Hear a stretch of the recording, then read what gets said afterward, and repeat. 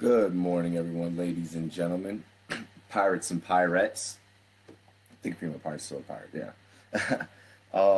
Welcome to another Rumboyz Fantasy Sports Network news piece. This one is going to be a little bit different. I do want to state that this one is going to have a little bit more emotion behind it. This is going to be one of the more emotionally hitting pieces that we've done, that I've done. Um, so yeah, um, before I go into it, I do want to state that I relate with this piece very deeply. Um, I have kids as well. I am a military veteran as well. Uh, did suffer from PTSD. Doing a lot better now. It still whoops my ass, but this is going to be an interesting story here. Um, Today we are covering the recently victorious, right here above me. This man right here, ladies and gentlemen, Jamel Herring. Uh, Jamel is 19-2 in his boxing career. He did go to distance against Ito Matasuki, I believe it's pronounced. This previous weekend, winning and securing his title. Um, just wanted to kind of first, you know, get into some things. Jamel Simplify Herring, ladies and gentlemen. So first things first, whenever we talk about Jamel Herring, first, congratulations on your win, brother. You definitely do deserve it, and I hope that you are living it up and you are enjoying it, especially after a lot of the things that you that you've been through. Um, Jamel begun being raised in New York. Okay. Um, on the mean streets of New York. So of course already, this kid had to have a fighting spirit in order to make it out of the environment of which he could have been a product of. He was an athlete in school. He was a damn good track runner. Uh, he was already an amateur fighter as well. Um, Boxing was something that he wanted to get into, kind of around his junior year. At 17 years old, he was already showing that he was about it. Um, and for Jamel, this did provide an alternative route for him to not have to turn to a life of being on the streets of selling drugs, gangs, and fighting on the streets, and just different things that come with that territory. Um, I'm from a rough and tough city, Southeast DC. Once again, this is a piece of the story that is relatable for me. Um, in 2003, Jamel would proceed to graduate high school. And after high school, he did not have any plans. He didn't have any plans. He had a childhood friend by the name of Stephen Brown, who they had known each other since 7 years old. And then after Stephen had graduated a year prior to Herring. And Brown came home and had visited from boot camp, and I know what that feeling is like. Here, just give me 1 second, really quick. I'm sorry. Here we go. Gotta make sure I'm recording this piece. Uh, but I know what that feeling is like. Your friend comes home from high school. They're wearing their dress down blues. And you're like, damn, that cat looks pretty fly. And you're sitting back and you're wondering, man, what am I gonna do with my life? And of course, Brown had told him that verbatim, you need to do something with your life. And so Herring chose to. He chose to follow in Brown's lead and enlisted in the Marine Corps. Spent that summer preparing for basic training, Just a little bit right before his 18th birthday, he went ahead and he enlisted. Um, this just so people know, enlisting. I mean, it's a fulfilling experience, when you swear in because you're now part of something that's bigger than yourself. I remember the day that I enlisted, holding my little brother, and he was crying, and he was scared, and he was worried. Um, but I had to let him know, that everything is going to be all right. Your family is worried. I mean, but they're also excited. They're also proud of you for taking such a big step, and the sacrifice and the risk that you're willing to take by enlisting into the United States military. Um, in 2004, he was with the Marines for yeah for a little bit over a year. Um, Stephen was his childhood friend Stephen was back home battling lung cancer. The kid didn't smoke a day in his life, and he got hit with that with lung cancers, and that was the reason, of course, that he had became a Marine. Around this time, he's he's around this time in Jamel's life, he was deployed to Fallujah from his first tour in Iraq, and he was around about 19 years old. Um, once again, 19-year-old kid. He was stationed stateside in the Carolinas. I'm assuming Bragg. Actually, no, because he's a Marine. It wouldn't be Bragg. I apologize. Probably trying to think what base is down there. Damn. Wow. That's how you know it's been years since I've been enlisted. But around December 12th of '04, he had received a call from Stephen's mom.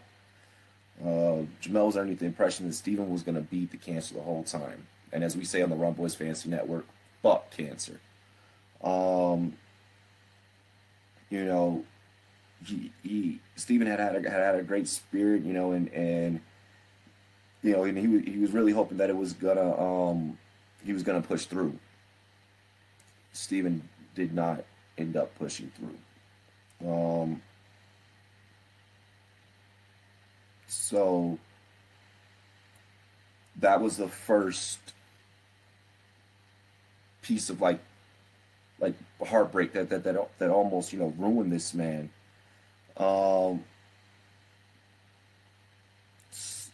Around 2005 time frame,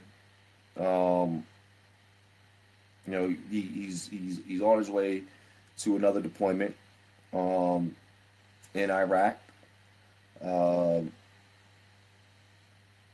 And he describes that in this instance, that in this instance, there wasn't a whole lot of head to head battle. It was a lot of snipers and things coming for them. Roadside bombs, car bombs, IEDs, things of that nature. He recalls a story of one time that an RPG flew right over their unit and hit the building behind him. It was a close call, but he said that he was fortunate to not have many more close calls after that. For those of you who don't know, that's a very, very scary experience. Very, very scary experience. But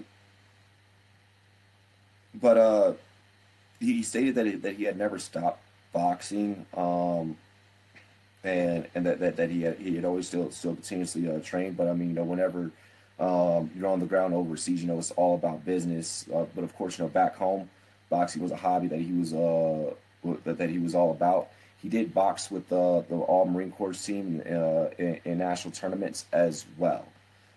So he did lead. This guy is also a leader as well. He goes back to Iraq in 2007. And this tour was more of a patrol tour. So they were doing more, traveling via convoy and stuff like that, which raises this style of tour. In the Air Force, we called them knock and talks. I'm an Air Force veteran. And with this style, it's boots on the ground. You know, you may be in a Humvee. The adrenaline level is a lot higher. The fight or flight is definitely there. It is a constant thought process of, could today be today? Could this next 2 inches down the road be the next 2 inches that could take out me and my flight? Well, in the Air Force we call them flights, or also known as squads as well. We have squads. Could this be what takes out my squad? You know, platoon or whatever, for any vets that are out there watching, you know, whatever your lingo is. So this it's always in the back of your mind, even with you know, sniper fire. And when you're over there, they can see you, you can't see them. You know, you don't see them until muzzle flash. And by then, sometimes in those instances, it could be too late. So I relate with this story significantly. So during this tour, he wasn't able. This one, you know, was, you know, it was a little bit different.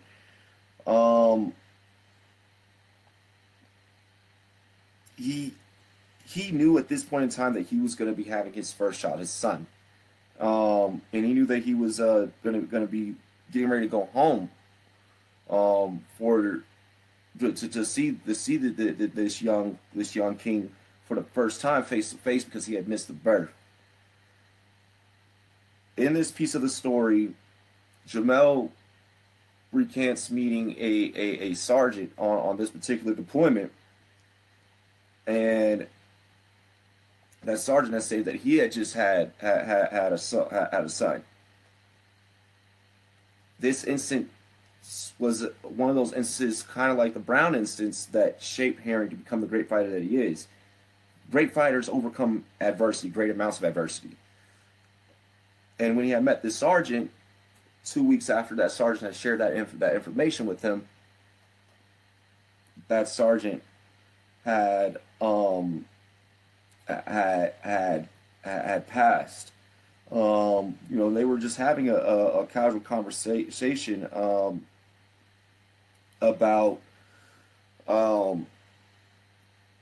you know, all their fears and just different things, you know, throughout, you know, the deployment. And this was hard. This was hard on Jamel. This was hard on Herring, because he was getting ready to go home to his son. He later does go home. He gets back about 3 weeks later,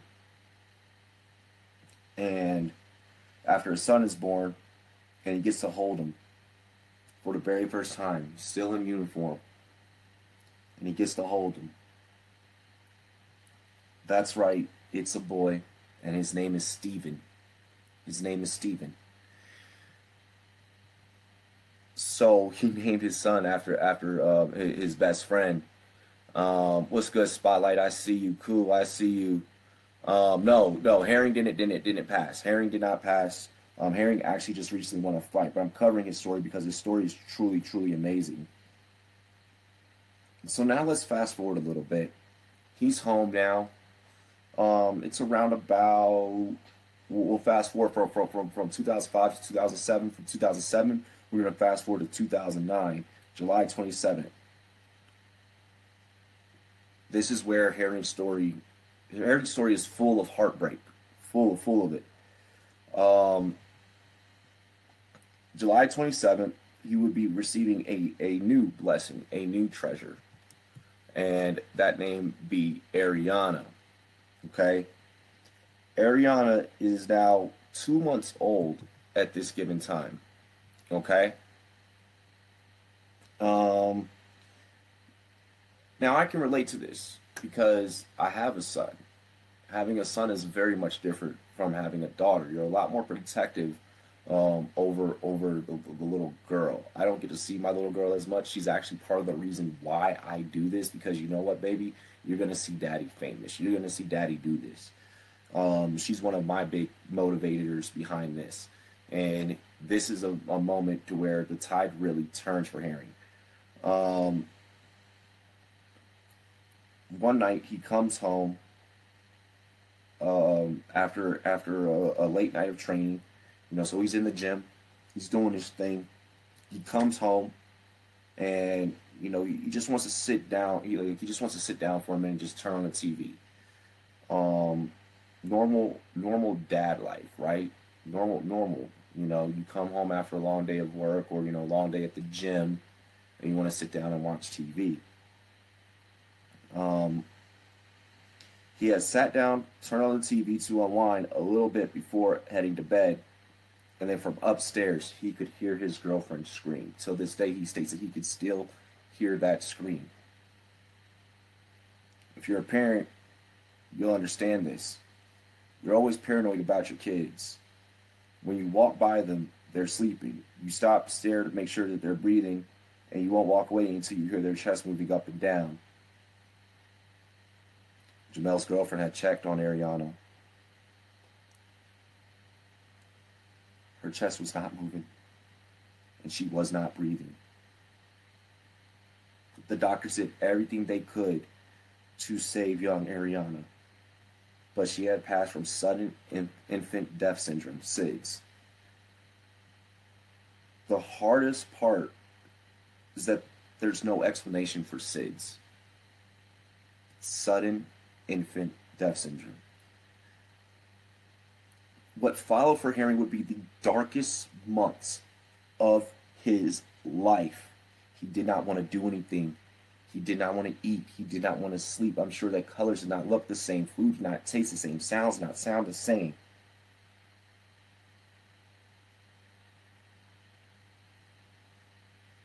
Kept feeling that this isn't fair.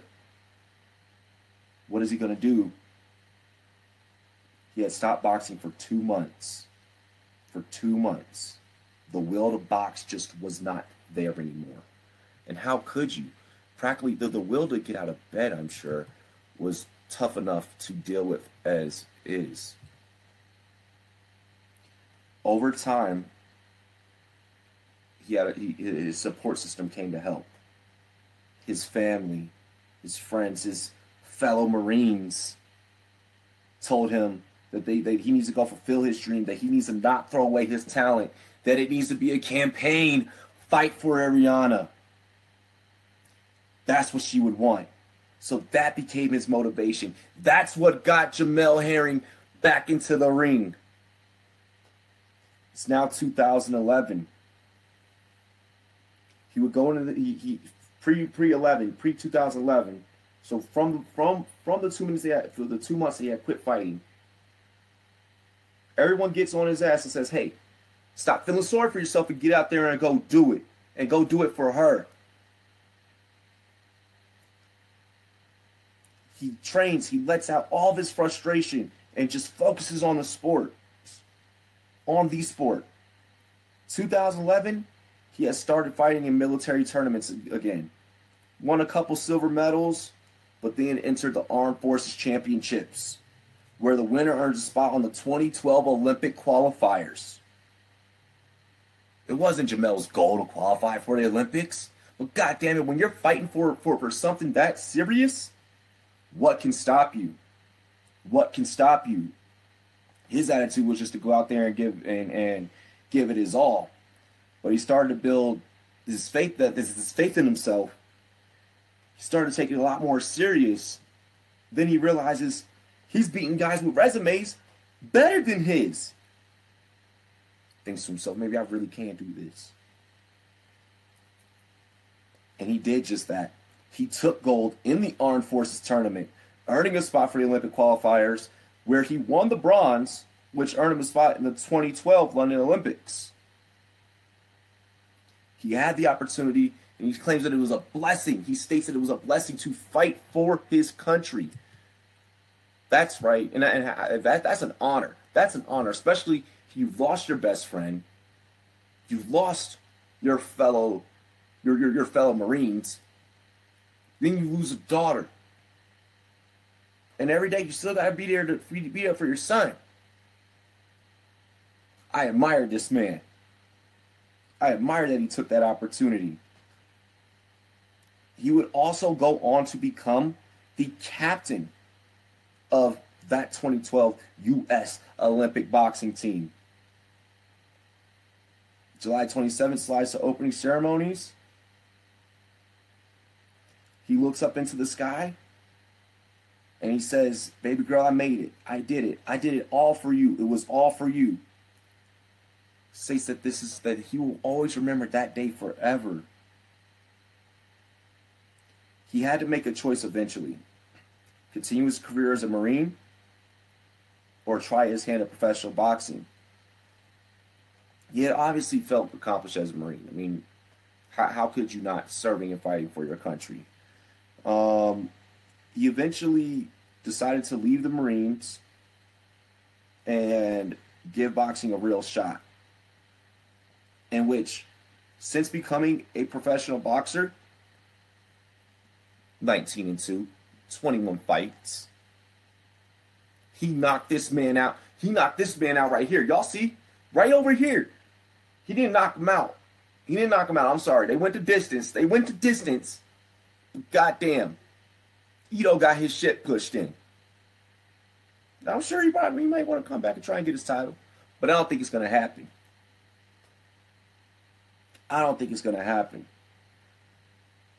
This was absolutely, positively, probably one of the hardest pieces that I ever had to cover. Jamel Herring, you are a class act. You are someone that people should look at and look at your story and look at what you've done and look at what you've accomplished and try and be like you.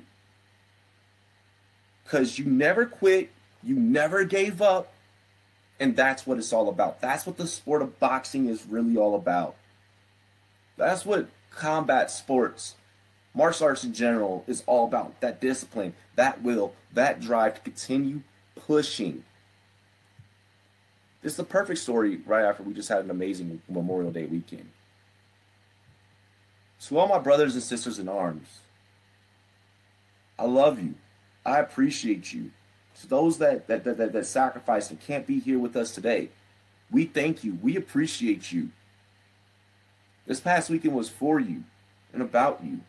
Yes, people light up the barbecues and the pools open up and the music is going good and everything like that. But we don't forget. I know that I definitely don't forget. I know that not a day goes by that I don't think about all of my brothers and sisters in arms. I am a military veteran. I am proud of Mr. Herring's accomplishments because that's what it's about. It is a pleasure. It was a pleasure to cover his story and share his story and share his life with you guys as a reporter, as a professional. After overcoming all of that, you're still here, Jamel, and you're still doing your damn thing. I admire you. And I hope that many others, they look back at this piece and they admire you. It was very hard for me to cover this and fight back the tears and fight back my own memories of what I've gone through serving. But just like I'm sure you're proud of your accomplishments in your career, I'm proud that I made it through this 20 or so minute piece, 30-minute or so piece to share your life and share your accomplishments. Ladies and gentlemen, as always, cheers to me. Cheers to you. All the Rumboyz and girls, what it do. Got a little Southern Sweet Tea rum here. Cockpit Craft Distillery glass. You know how we gotta do. You know how we gotta do. If you're in Colorado, Support local veteran-owned businesses. Support Cockpit Craft Distillery. I'm sorry, it's over here. Support Cockpit Craft Distillery. Get you a bottle at your local liquor store. Next fight that Jamel fights, definitely gonna be supporting, definitely gonna be covering. But cheers to me, cheers to you, all the Rumboyz and girls. What it do? Dilly dilly. Happy Memorial Day weekend. Well, past Memorial Day weekend. That's for all my brothers and sisters in arms. United we stand. Divided we fall. Together, as a country, we can do some great things. It was a pleasure covering this story. To all my brothers and sisters in arms, once again, we love you and appreciate you. And I salute you. And let's sign off. Peace.